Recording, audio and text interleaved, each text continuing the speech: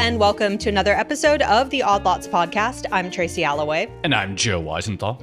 Joe, do you remember when we had Gord McGill on to talk about trucking? Yeah, that's like an iconic, it was recent, but that's like a Odd Lots classic already, and a bunch of people have reached. That was a great episode. It was. And he said a bunch of things that were very interesting, but he said something in particular where he was talking about an upcoming book by a Cornell University professor called Data Driven. And the idea was to explore the role of technology in the trucking industry. Yeah, absolutely. And, I think this is a really important area to explore because, of course, as we've discussed with Gord, but also other episodes that we've done on trucking, truckers are monitored increasingly. There are these ELDs, electronic logging devices that track hours, things like that.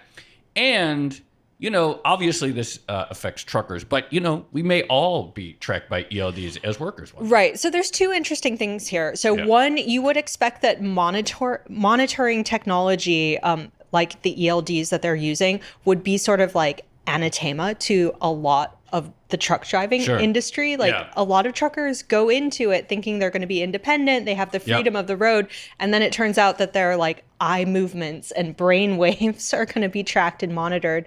So that's interesting. And then secondly, given the shift towards work from home for a wide variety of workers, it does seem like surveillance technology in general could become more of a thing. Well, and the other really important thing that I think maybe, said something profound about how business works or capitalism works, et cetera, is there is this core problem, right? Why does ELD exist in the first place, attempt to solve problems truckers on the road for too long? That creates fatigue, that creates accidents, some sort of impulse behind these rules that curtail how long someone could be on the road. But rather than address, well, why are they on the road so long? Why is there trucker fatigue? Why has fatigue been part of trucking and forever? Rather than figuring out different ways to do that, let's just come up with a monitor system rather than addressing the core issue that creates the need for these time constraints and monitoring systems in the first place. Right. So the question is also whether or not technology is the right solution to the problem it's trying to solve. Okay, well, I'm very happy to say we have the perfect guest because we are going to be speaking with the author of the book that was referenced by Gord. We are going to be speaking with Karen Levy. She is an associate professor at Cornell University and also the author of Data Driven Truckers Technology and the New Workplace Surveillance, which just came out. So Karen, thank you so much for coming on Odd Lots. Thanks so much for having me. This is a really interesting topic, and I'm glad we have the chance to dive into it further. Maybe just to begin with, Joe kind of alluded to this in the intro, but what exactly is the problem that this workplace surveillance technology that's been mandatory in the trucking industry, I think since 2017, what exactly is it trying to solve? Yeah, the way you guys talked about it kind of in the lead up, I feel like perfectly encapsulates it. So the ELD, the electronic logging device, as you mentioned, is federally mandated in the trucking industry. All long-haul truckers have to buy and install and use them. And ostensibly, the goal is related to safety, right? As you alluded to, we know that truckers are really tired. We know they're incredibly overworked and underslept. And obviously that has, that's high stakes, right? There are thousands of truck-related accidents a year and fatalities from those accidents. It costs billions of dollars every year. So nobody wants that, right? Including truckers. Nobody wants the roads to be unsafe. I don't want to be next to a tired trucker on the road. Nobody, we're all aligned on that.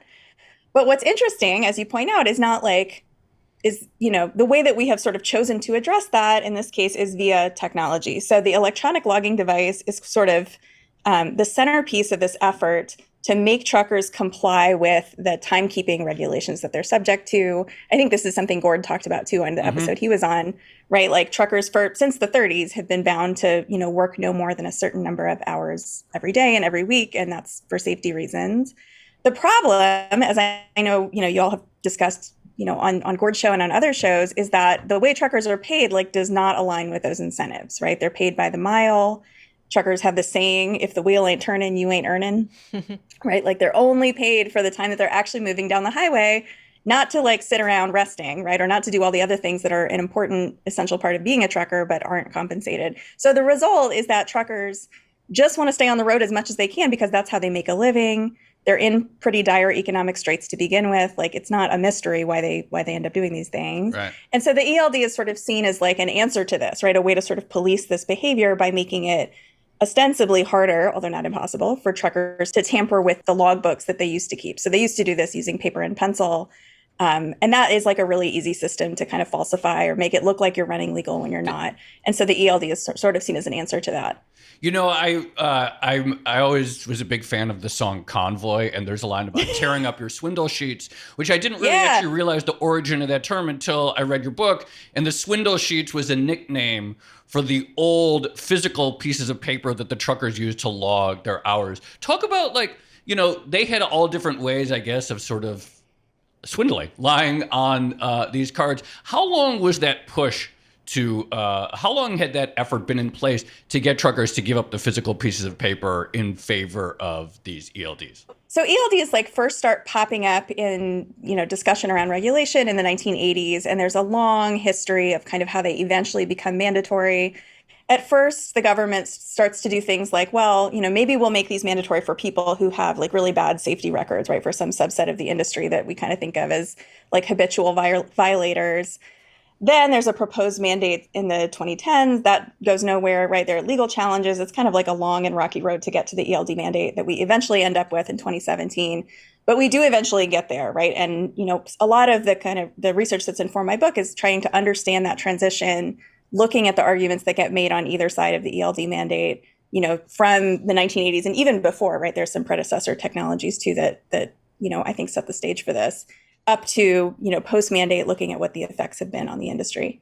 So we definitely want to dive into those various arguments. But before we do, can you talk a little bit about the technology that goes into ELDs? Because my understanding is they sort of range from pretty basic models to more sophisticated things that actually, you know, can measure your brain waves to see how awake you are or how much attention you're paying to the road. So talk to us about the variety of ELDs that we have right now. Yeah, this is really crucial. So the ELD itself captures some important data, but like, as you say, sometimes maybe not that much, like a fairly minimal amount. Basically, where the truck is and how long it's been being driven, right? Like those are basically the core requirements in the regulations. However, it's almost as though the government told everybody, like, you have to buy a phone that makes phone calls or something, right? Like it's very hard to find a phone that only makes phone calls, right? If you're going to buy a phone that makes phone calls, you're also going to buy a phone that takes photos and connects to the internet and all this other stuff, right? Because the tech tends to like bundle these things together. And the same thing happens in ELDs. So ELDs are actually more commonly like a module in what's sometimes called a fleet management system, or FMS. People sometimes call them like a Qualcomm, because Qualcomm used to be like have a big market share in this area. There are all kinds of names for them. But now what people think of as the ELD actually is kind of like, you know, it's almost like naming the part for the whole. Like it sort of stands in for this much broader range of data collection technologies.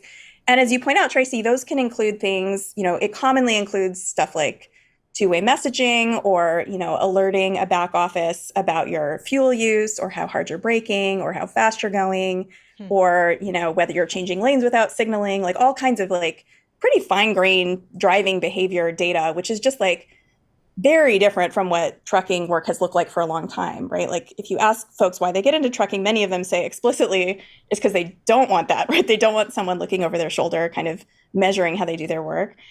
And, you know, some of the stuff that's coming up on the horizon more recently includes the types of stuff you allude to, right? Things like driver-facing cameras have become much more common. Sometimes those are augmented by artificial intelligence that will do things like try to assess how fatigued a driver is. And they might do that by doing things like measuring whether the driver's eyelids are fluttering, you know, as, you know, like when you start to fall asleep, your eyelids start to flutter, your head nods. They can measure those kinds of things and like, you know, infer that the driver is tired.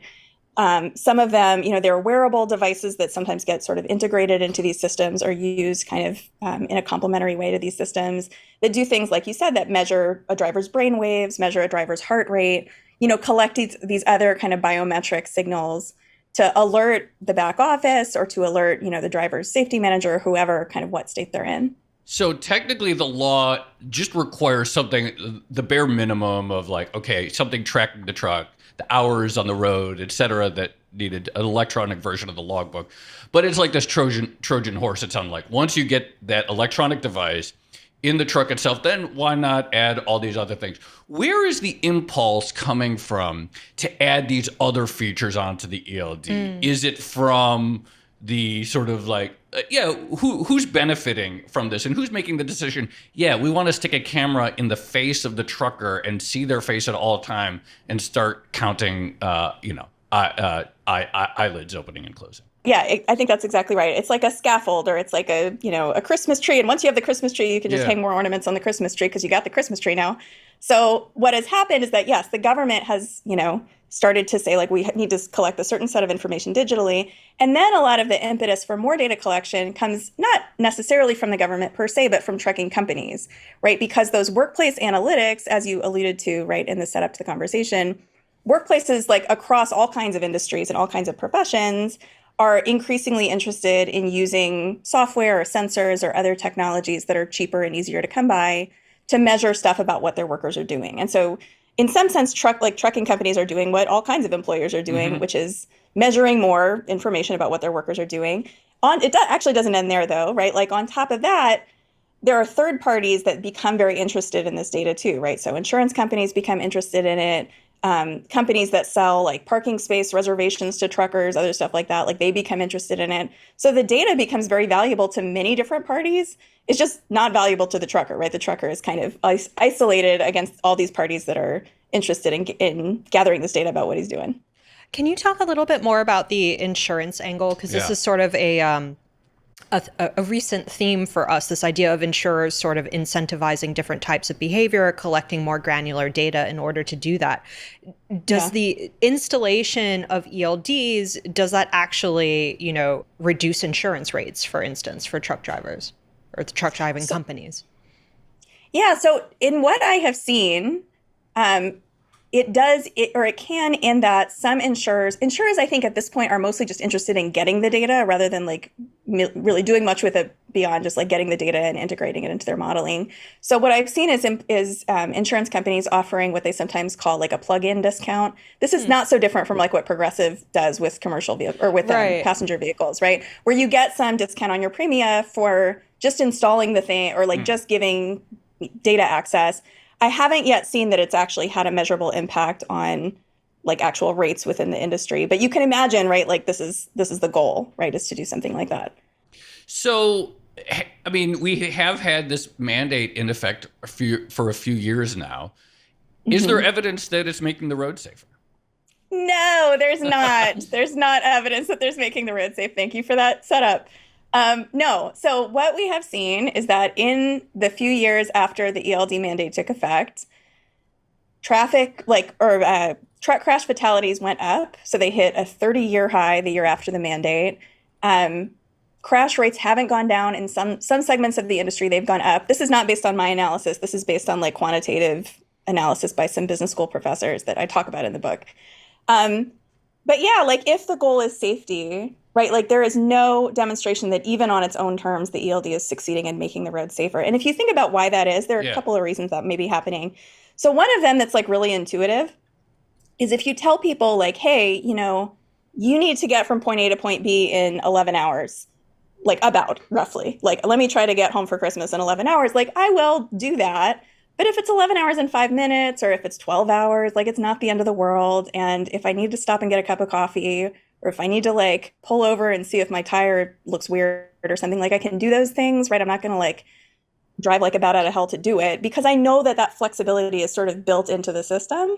If I tell somebody like you have exactly 11 hours and you have no more because I'm tracking this, like I'm monitoring you, people will drive very differently, right? And that's very intuitive. So what we have seen is that like rates of speeding and reckless driving have gone up because people feel this extra rigidity in the rules. And so like not shockingly, they compensate for this lost productivity by trying to make up for that in the way that they drive. So that's like one clear mechanism.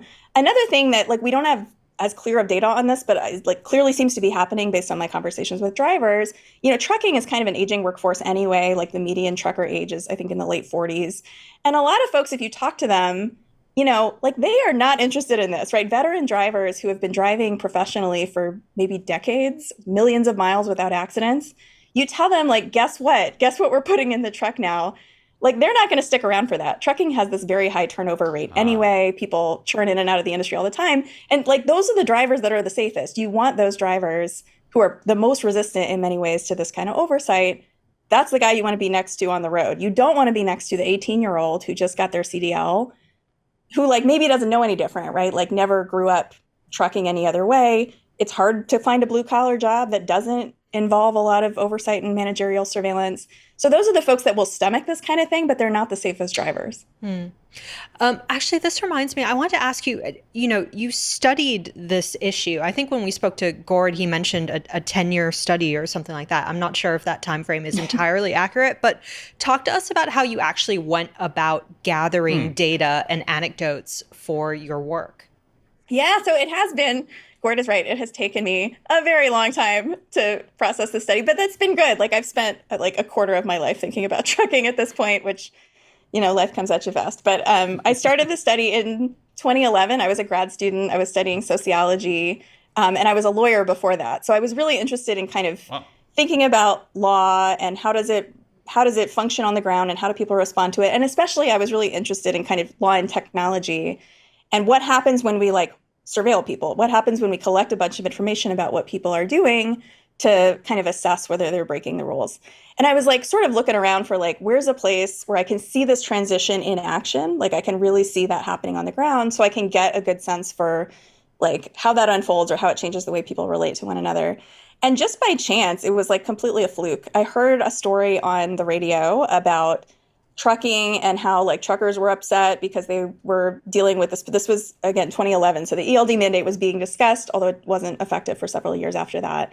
But about this mandate, and I thought like, well, that's maybe it. And I didn't know any truckers. Like I have no truckers in my family. But I went that day to a truck stop just to see like, what is it like to talk to a truck driver? Like, is it easy? Will they talk to me?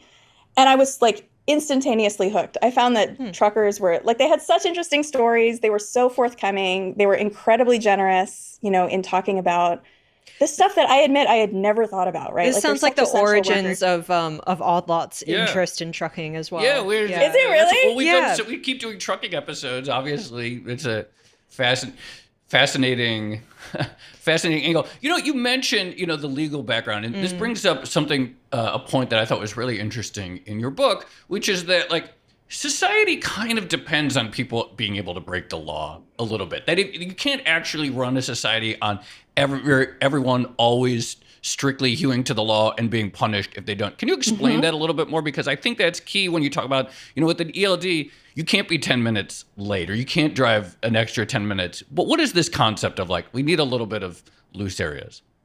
Yeah, no, I think this is exactly right? It's very easy and intuitive to say like, well, if we have a law, people should follow the law. And like, therefore, if we assume that the law is legitimate or has been reached in like a democratic way or whatever, like people should just follow it.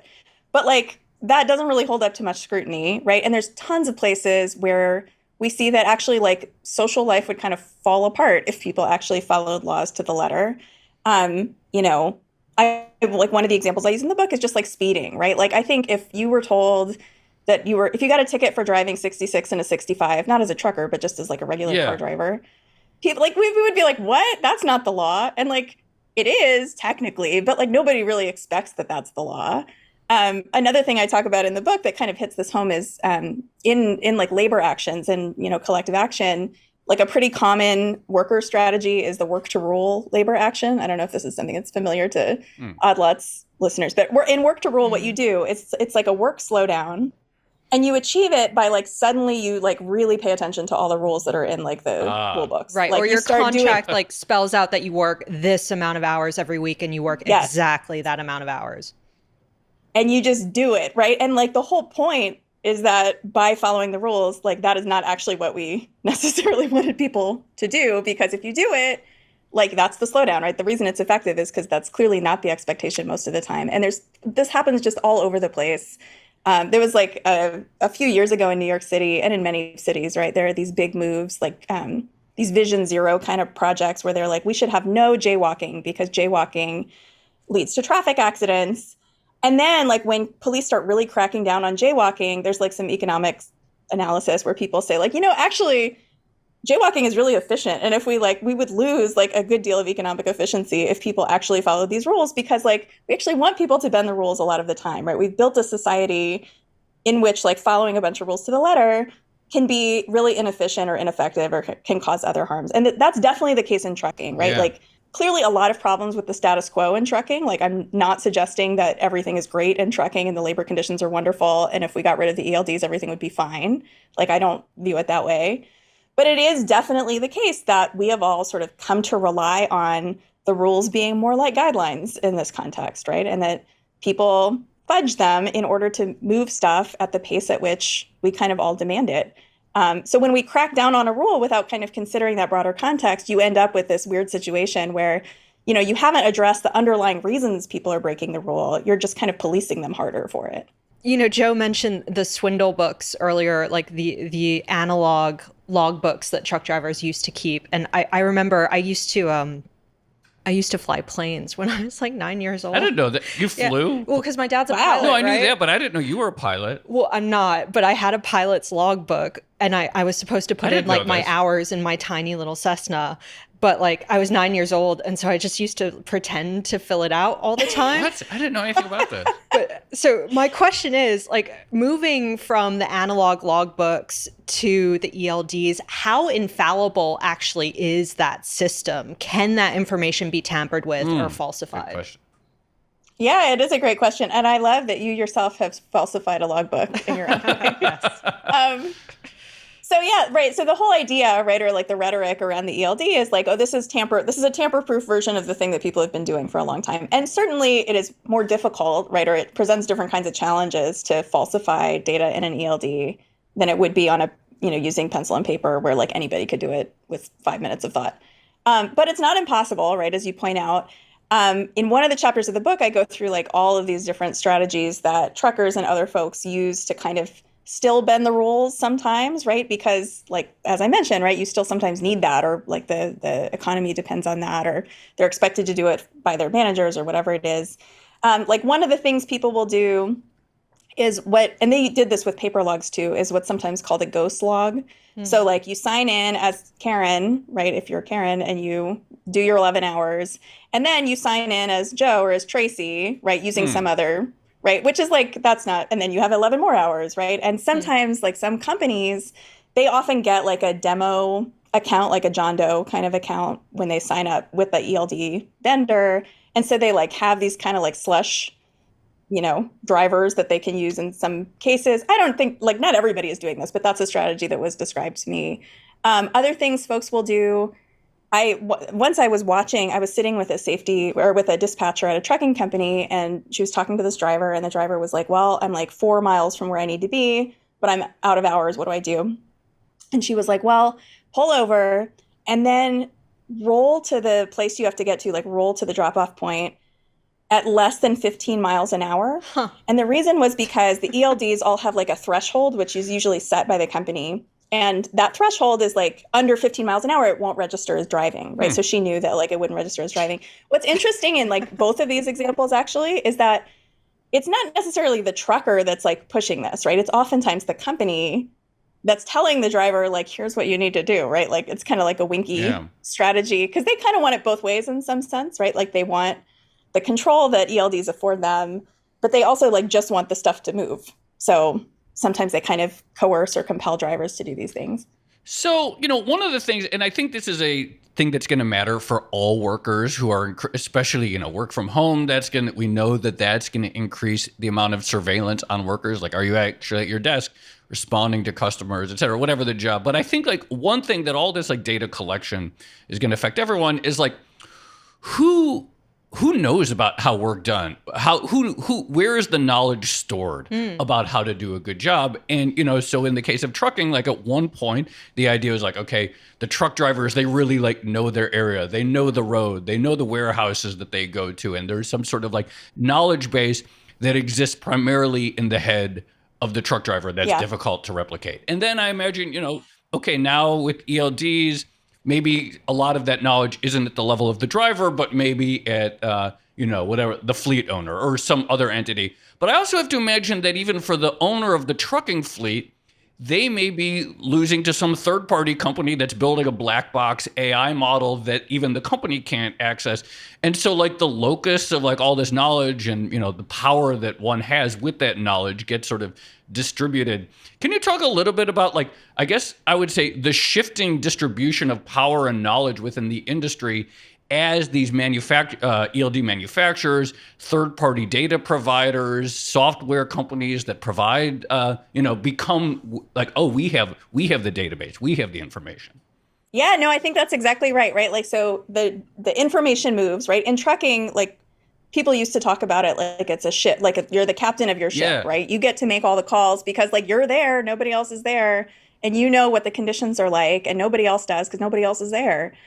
But as you point out, right, like now more of that data is distributed to the firm or to a third party.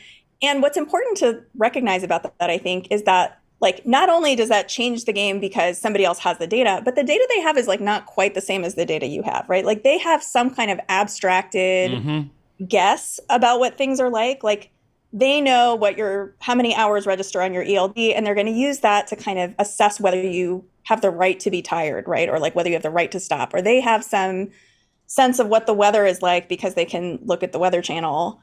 But that's not the same as being in the place and knowing what it's like, right? So as things get abstracted, a lot of times those, kind of more abstract data sources get used to challenge the accounts of workers on the ground because they're measurable, right? They're the kinds of things we can measure. And this happens, again, not just in trucking, but all over the place. So like I have a study from a different context where I like looked at retail workers and kind of how technology is affecting them. And there too, right? Like retail workers in some settings do this practice that's called clienteling, where you like keep a book of business and you kind of like know the sizes of your favorite customers and stuff, and you know when their birthdays are. And right. So like that their really is empowering. Birthdays and exactly, right? Like some stores, those workers like they work on commission and they have like a really good relationship to certain customers. Increasingly, like now they're not allowed to keep their own books of business. They have to like input that data into some centralized system. And what that means is that when it comes time for them to argue for a raise or something, like they don't have those bargaining chips because, as you said, the data is not in their head. It's now owned by the company or it's owned by the software vendor or whatever. And so that reduces, like they're more substitutable, right? It reduces their bargaining power vis-a-vis the company. And I think you see this kind of thing happening just across the board, really, in a lot of different labor contexts. So just on this topic, and this is kind of a devil's advocate question, but, our last trucking episode, we were talking a lot about how truck drivers end up working more hours than they're actually paid for because they end up going to warehouses or depots or whatever, and they have to wait hours and hours and hours to pick up or drop off a load. If you have this kind of surveillance technology, could it not be used to measure, for instance, how much time you're idling, and then maybe like used to avoid inefficient warehouses or make some of those problems, try to ameliorate some of those problems?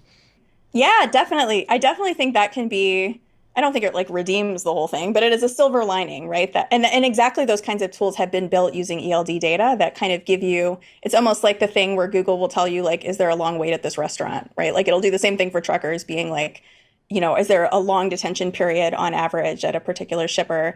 And that potentially can be useful to you, right? Like to the extent you get to control whether, which loads you're going to take to help you kind of control your business. So I agree that kind of transparency can be useful, right? And it's one example of where, it's kind of like a more labor-friendly way of using this data to actually help truckers out. I don't think it like redeems the whole because it's like a nice thing to kind of put on top of all of this additional control. There would be like other ways we could ensure that truckers don't lose a bunch of time to detention that would be much more direct.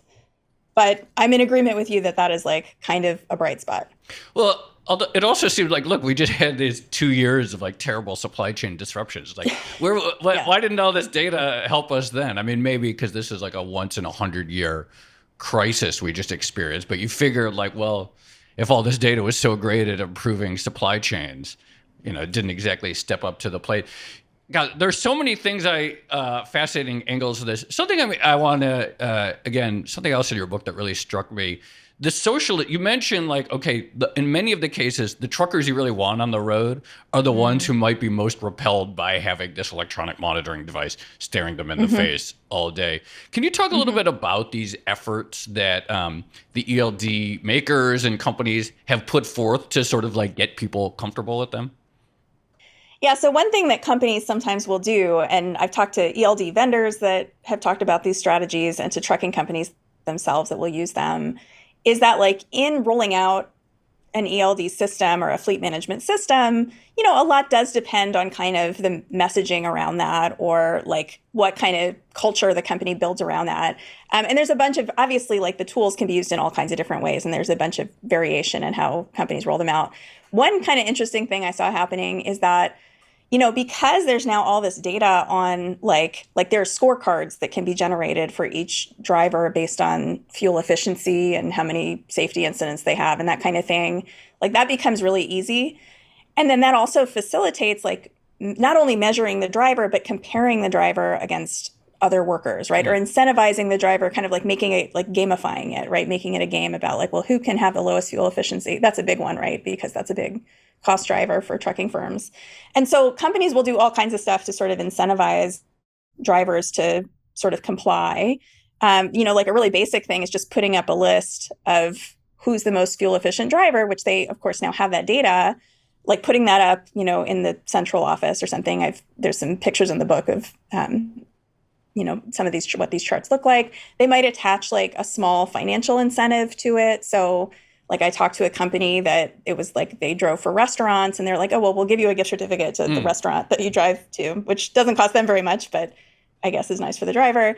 My favorite one is where a company, they were interested in kind of the drivers driving efficiently. And so what they decided to do was issue these like small bonuses to drivers' wives in the wives' names when their husbands like met whatever the fuel efficiency goal was. And the thinking, I asked like, well, why the wives? And they were like, well, once you get the wife on board. Yeah. Honey, I'm so proud of your fuel efficient driving. I know. Right? I'm so proud of your ELD compliant fuel efficient driver. I'm sort of thrilled at what people want to hear when they get home. I know. That's what I say to my husband every night. No, I mean, like you have to sort of admire the ingenuity, but it is an interesting strategy, right? To like, exactly like you said, to sort of bring the family dynamic into this kind of datafication of the work. Incredible. Well, Karen, one of the reasons we wanted to have you on is, I mean, A, we are fascinated by the trucking industry in general, but B, we mentioned this in the intro, as the world sort of shifts to work from home, or at least as there's a little bit more work from home than there was before the pandemic, it does feel like there is an opportunity for more of this kind of workplace surveillance technology to be deployed to a broader workforce. Can you talk to us a little bit about what your research tells us about the application of this tech to the rest of the labor market? Yeah, I definitely agree that workplace surveillance has a very long history, right? And the motivations behind it are like not new. So companies have always wanted more productivity, more efficiency, and watching your workers to kind of get at that is something that like, it dates back to at least the Industrial Revolution, probably before that, right? Like this is not a new strategy in some ways, but it is changing in some important respects, right? And one of those that I talk about in the book is like, well, first, just that you can integrate these things into new workplaces. So truck cabs for a long time were pretty immune to the kinds of workplace oversight that you saw like in warehouses or in factories or even in offices, right? Just because of the nature of the work. And like in some ways, they're like a lagging indicator, right? Like they're catching up with some other types of blue collar work. But there are other things I think about kind of what the trucking case tells us. And as you mentioned, right, like post-pandemic, there's a lot more concern from managers about workers kind of not giving it their all or shirking or not paying attention or doing those kinds of things. And so these types of data tracking, whether that's like location tracking where your workers are or detecting what they're looking at on a screen, right, when they're supposed to be working or what windows they have open. You see this stuff in school settings too, like the same kind of like proctoring software that you sometimes see for taking remote exams. Right. functionally is not so different from some of this workplace technology tracking, like productivity monitoring. More and more kind of back-end workplace systems like Microsoft 365 include these capabilities that will like report back to a manager about whether how many minutes you spend in PowerPoint or whatever, stuff like that. So this kind of like measuring work, this is just happening all over the place. And I really don't see that going away anytime soon.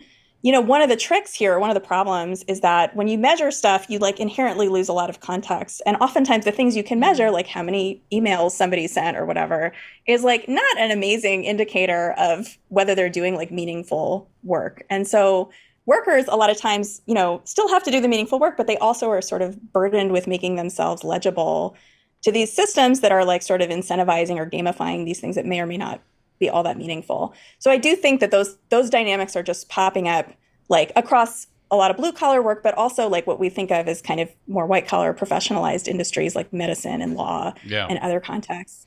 There was this really great article in the New York Times a few months ago that maybe folks saw by Jody Cantor and Arya Sundaram, where they talk about this kind of productivity monitoring that's happening. And like one of the examples that they use is of a hospice chaplain who gets some certain number of points from her employer based on how many visits she makes to like dying people. I mean, it's like just super, super dystopian, but it's like, they talk about a range of different industries, and it's clear that this is just sort of coming for everybody in its own way. Well, I look forward to our dystopian future where Joe and I are just sending each other 2-word emails constantly in order to look more productive. Game the algorithm. We're prepping for a podcast. Yeah.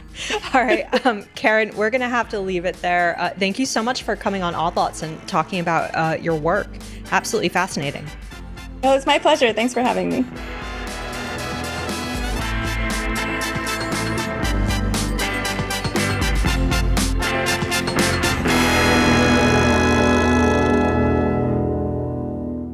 Joe, that was interesting.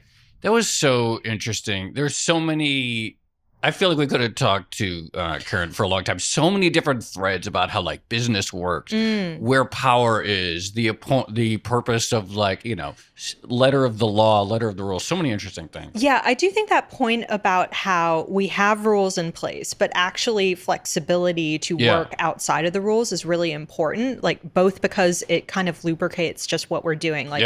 Living in New York would be really, really difficult if we actually never jaywalked, for instance.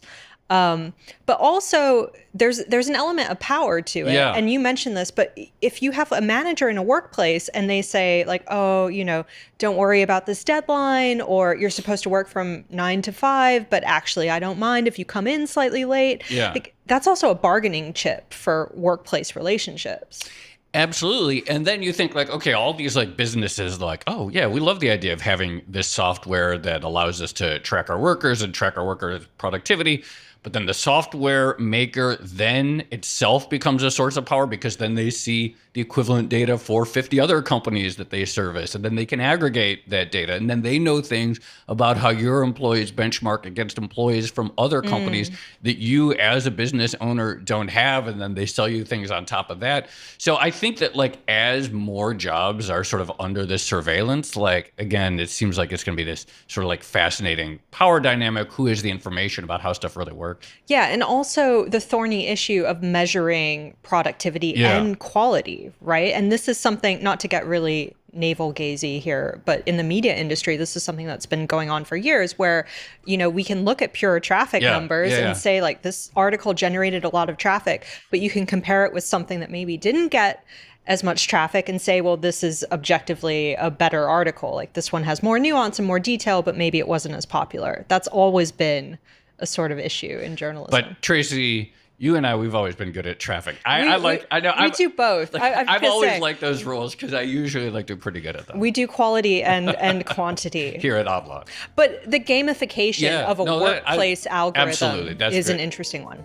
Tons of stuff to talk about. That was fascinating. Shall we leave it there? Let's leave it there. All right, this has been another episode of the Odd Lots podcast. I'm Tracy Alloway. You can follow me on Twitter at Tracy Alloway. And I'm Joe Weisenthal. You can follow me on Twitter at The Stalwart. Follow our guest, Karen Levy. She's at Karen_EC_Levy. Follow our producer, Carmen Rodriguez, at Carmen Armin. And check out all of our podcasts at Bloomberg under the handle @podcasts. And for more Odd Lots content, go to Bloomberg.com/oddlots, where we post transcripts, Tracy and I blog, and we have a weekly newsletter that you can go to and subscribe to. Thanks for listening.